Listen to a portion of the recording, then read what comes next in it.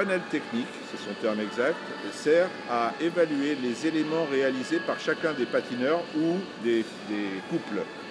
C'est-à-dire, par exemple, un saut est qualifié, une pirouette est donnée sa difficulté. Quand ils se sont en accord et ils vérifient la concordance avec les contenus des programmes autorisés pour la catégorie.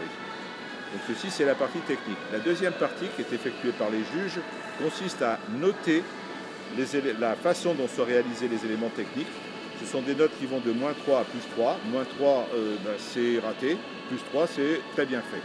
Et à donner une valeur artistique, suivant un certain nombre de critères, au patineur qui a fait son programme. Bon, c'est la façon dont il s'est déplacé entre les éléments, son sens artistique, ce genre de choses.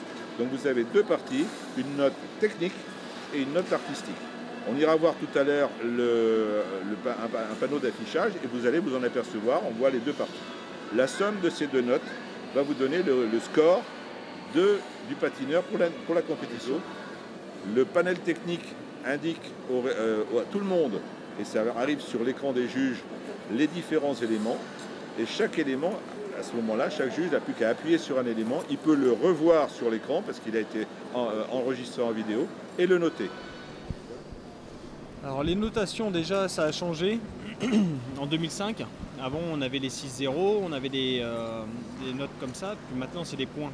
Je trouve qu'avec le nouveau système de jugement, c'est beaucoup trop compliqué pour les téléspectateurs et spectateurs de comprendre. Il y a trop de détails et je pense que même nous, athlètes, on s'y perd.